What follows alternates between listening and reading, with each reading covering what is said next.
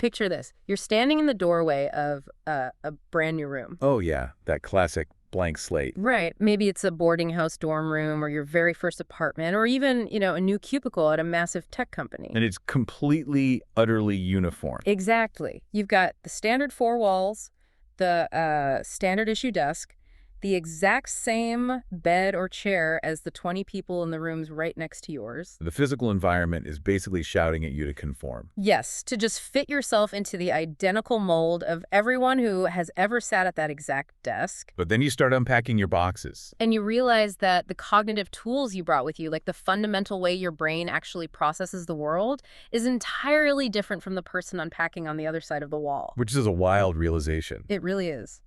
So welcome to the Deep Dive. Today we are exploring a highly specialized guide called What a Boarder Can Learn from Temple Grandin. It's such a unique source. It is. It takes the life of this incredibly renowned scientist and autism advocate and translates her experiences into a blueprint for surviving and actually dominating the intense pressure cooker of shared living spaces. And the connection the source material makes here is quite profound.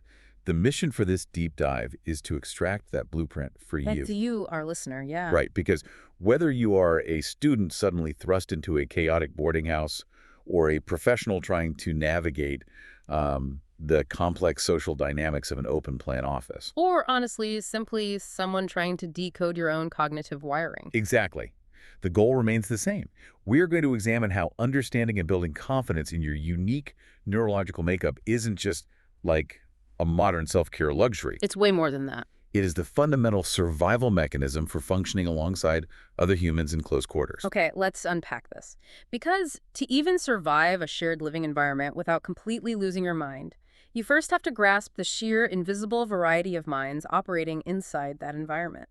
Which is why the text begins by looking closely at Temple Grandin herself. Right, as the ultimate case study in this kind of neurodiversity. Temple Grandin is a fascinating starting point, because she forced the world to recognize that human brains operate on fundamentally different but equally functional architectures. And the text highlights a very specific mechanism of her mind, right? She thinks entirely in images rather than words. Which is crucial. For decades, traditional lecture-based education systems categorize that kind of processing as a severe deficit. But the document points out that the supposed deficit was the exact mechanism that allowed her to revolutionize her field. Yeah, she didn't try to force herself to think in abstract concepts. No, she leaned fully into her visual processing.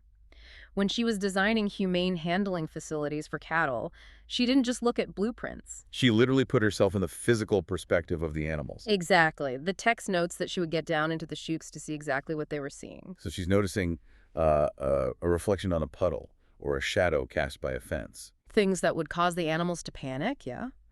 She mapped the invisible triggers that everyone else completely missed simply because their brains weren't wired to process that visual data. What's fascinating here is how the text applies that to a student in a boarding house. Right, bridging that gap. Because the goal isn't just recognizing that people think differently. The core thesis is that this recognition is what shifts a person from a state of comparison to a state of confidence. That is such a key shift. Traditional academic and corporate settings are incredibly efficient at making you feel intellectually broken, Oh, absolutely. Especially if your internal operating system doesn't match the one the institution was optimized for. That makes me think of, like, a technical analogy. Think of a boarding house or really any dense shared living space, like a giant charging station. A giant charging station. Yeah, or a server room. Every single student there is a device running a completely different operating system. I like that. So you might have someone running, say, Audio OS. Exactly. The person who needs to pace the room and recite historical dates out loud to retain them. And the person on the bottom bunk. They might be running a highly visual kinetic OS. They actually require themselves to physically build a model to understand a concept. And the old Mac versus PC comparison is just too basic here. Way too basic. We need to talk about processing power and RAM. Right, because if a student running a highly visual operating system is forced to sit and process 8 straight hours of auditory lecture data. Their internal RAM maxes out. They don't just get physically tired. I mean, the system completely crashes. And that system crash is usually misdiagnosed. As laziness, right? Yeah. Or antisocial behavior. Exactly. A student might retreat to their room, shut the door, and just refuse to engage. And the adults or managers in the room just see withdrawal. But what's actually happening is a desperate attempt to reboot a crashed operating system. So true. The source argues that by studying Grandin's life, you realize your brain isn't defective. You're just trying to run high-end graphics software on a machine built for audio processing. Yes. Once you stop comparing your processing speed to the person next to you, you can actually start optimizing the system you possess. But, I think we have to acknowledge a practical hurdle here. Yeah, what's... Knowing that different operating systems exist is fantastic for the teachers and dorm parents running the place. It's a great management philosophy. But how does a teenager, right, or a young adult living away from home for the very first time actually figure out their own internal system? That's the challenge. Because teenagers aren't exactly known for their profound monk-like self-awareness. Not usually, no. They are dropped into this high-stress environment surrounded by strangers. How are they supposed to map out the shadows and triggers in their own dorm, much like Grandin did in those cattle chutes? They absolutely need a method, and the text is very pragmatic about this. It doesn't expect sudden enlightenment. Right. It treats self-awareness as an engine that has to be manually cranked and maintained through specific strategies. Because Grandin didn't just stumble into success. No, she relentlessly cataloged what worked for her and what caused her distress.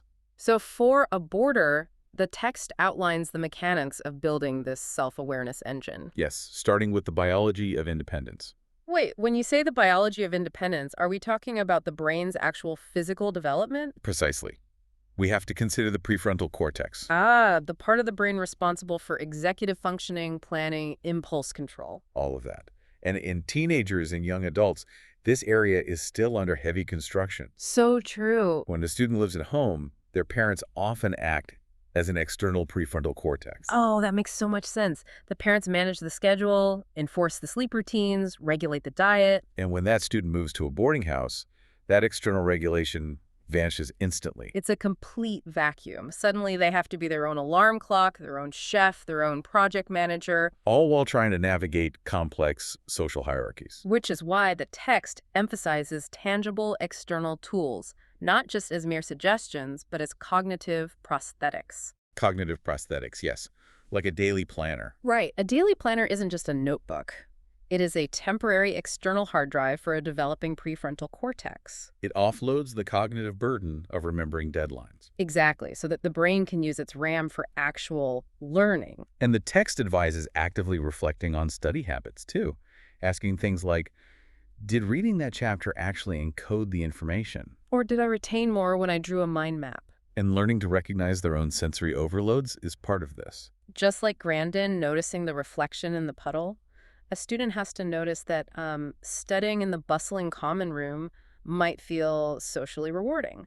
But it actually completely derails their focus and triggers anxiety. If we connect this to the bigger picture, the text frames this mechanical self-awareness as the absolute bedrock of managing independence. You really cannot manage your life away from home if you haven't taken an inventory of how your own machine operates under stress. But, realizing your brain works fundamentally differently from the people around you can be incredibly isolating. It really can be. It's a very internal realization. Yeah, and a boarding house is a deeply social, communal space. You can't just sit alone in your room, look at your planner, and declare yourself confident. No, confidence requires a feedback loop from the environment. You need external scaffolding to hold you up while you're figuring out your own wiring. And the source material is adamant that Temple Grandin did not achieve her breakthroughs in a vacuum. Right, her trajectory was heavily supported by mentors. Specifically, a high school science teacher who recognized her unique operating system. And provided the exact scaffolding you're talking about. A well-functioning boarding environment or any healthy community is theoretically designed to provide this. It is. Here's where it gets really interesting, though. The text fundamentally breaks down the concept of confidence. It strips away the myth completely. Yes. The myth that confidence is just this magical aura you're either born with or you lack. It treats confidence as a physiological muscle. And if confidence is a muscle, you have to tear it to build it. You have to subject it to resistance. Exactly. The architecture of confidence requires deliberate, often uncomfortable repetition. So the text outlines the specific resistance training required in a shared environment. First, it requires entering a constructive feedback loop with mentors and peers. And this isn't about receiving, like, hollow praise. Not at all. It's about receiving objective data to calibrate your self-awareness. If you think you're communicating clearly, but your roommate is constantly frustrated, you need that feedback to adjust your output. And the text brings up the idea of celebrating progress, but it elevates it beyond just getting an A on a test. It highlights personal development, Hmm. which in a boarding house means mastering the invisible micro-negotiations of daily shared living. It is so tough. It is. Figuring out how to address a conflict over shared space without escalating into a screaming match is a massive developmental win. It's a vital win. And to build confidence in their specific strengths, the text suggests students must actively force themselves into environments where their unique operating system provides an advantage. So if you process the world visually and kinetically, you shouldn't just try to survive history lectures. No, you need to join the robotics team. Or the theater tech crew. You must experience your differences functioning as an asset, not a liability. But the text warns that this leads to the hardest action of all. Which is? The sheer grit required to practice these skills when the improvement is agonizingly slow. Agonizingly gradual. Because when you're trying to rewire your stress responses or adopting a completely new way of studying that fits your brain better, it doesn't yield perfect results on day one. It feels awkward and clunky. It takes repetitive practice for the confidence to actually take root in that new methodology. Which brings us to a significant tension within the document's philosophy. Right. We have all these individuals doing the hard work of building self-awareness, leaning into their unique neurodivergent or neurotypical operating systems. And building the muscle of confidence. Yes. Wait, if the whole point of Temple Grandin's story is to celebrate different out-of-the-box thinking, why does the text suddenly pivot? Pivot to what? It places massive emphasis on what sound like incredibly rigid concepts. It explicitly champions structured habits, clear expectations, and community guidelines. I see where you're going with this. I mean, if you have a student whose brain operates at peak creativity at 10 a.m., how does a mandatory 7:10 a.m. breakfast and a rigid 8:00 p.m. study hour not completely stifle the exact unique thinking we're supposed to be encouraging? This raises an important question, and it represents the central paradox of managing any highly diverse community. It really seems contradictory on the surface. It does, but the text provides a psychological explanation. Strict structure does not inherently stifle unique thinking. Okay, then what does it do? Rather, structure serves as the necessary safe container that makes unique thinking possible. A safe container. Let's break down how that actually works for that 1:00 a.m. creative brain. We have to look at cognitive load. When a student is managing new independence in a chaotic, unpredictable environment, their brain is constantly processing baseline survival questions. Like, what am I going to eat? Will it be loud in the hall tonight? Yeah. Who is using the shower next? Huh.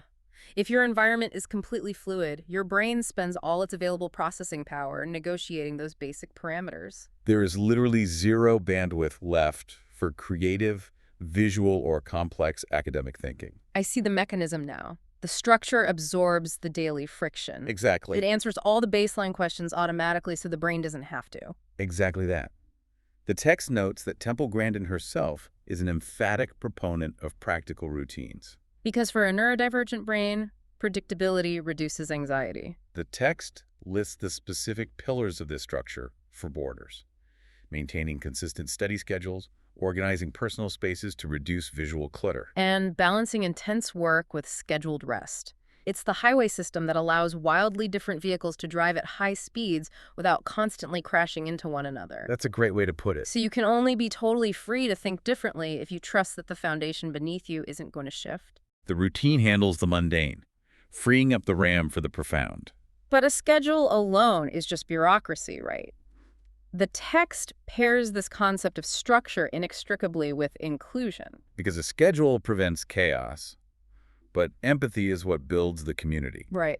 The text argues that a boarding house only functions at its peak when neurological differences are not merely tolerated as annoyances, but actively recognized as features of the community. And it gives practical instructions on what fostering that inclusion looks like on the ground.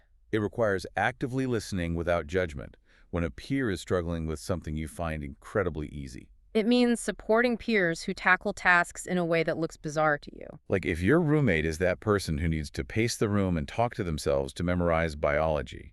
And you require absolute silence. You don't judge their method as inferior. You negotiate the space. It explicitly warns against the toxicity of outward comparison. We discussed how damaging internal comparison is to a student's own confidence. Projecting that comparison outward. Judging someone else's operating system as broken because it doesn't look like yours destroys the psychological safety of the entire container. The realization that diversity genuinely enriches the community's problem-solving capacity is what makes everyone feel fundamentally valued. Absolutely. So, what does this all mean? We've mapped out the different operating systems. We've looked at the mechanics of the self-awareness engine The grit required to build the muscle of confidence. and the delicate balance of creating a highly structured but deeply inclusive container. Right. If a student, or really any professional navigating a shared workspace, actually puts in the agonizing work to master these concepts, what is the ultimate payoff the text promises? The source material is definitive about the long-term dividends of this process. Which are? Individuals who master these concepts, who truly decode their own cognitive wiring and learn to regulate it, experience a massive reduction in baseline anxiety. Because they aren't spending their lives fighting against their own nature? Exactly. Which is a monumental advantage given the baseline pressure of modern education and corporate environments. It is a profound advantage. They develop highly efficient academic and professional strategies tailored specifically to their strength. And because they've actively engaged in the resistance training of confidence, they build deep resilience for future challenging situations. They form highly supportive networks based on genuine empathy and a lack of judgment. Ultimately, the text promises that they become exceptionally prepared for the diverse global environments of the future. The confidence forged in understanding their unique thinking style becomes a permanent asset that scales far beyond the walls of the boarding house. It really all circles back to the core lesson extracted from Grandin's life. You do not need to process the world like the majority to be successful. No, you don't. In fact, fully embracing the specific, sometimes strange way your mind works can become your ultimate competitive advantage. Acceptance of our own neurological reality is the only soil where genuine confidence can grow. Which brings me to a final thought I want to leave you, our listener, with. Think back to that doorway at the beginning of the deep dive. The identical desk, the uniform wall. The overwhelming pressure to conform. It is incredibly easy to look at a highly structured, close-quarters environment, whether it's a boarding school dorm or a cramped startup office with 4 different personalities, and view it merely as an annoyance to be endured. Just something to get through. Right.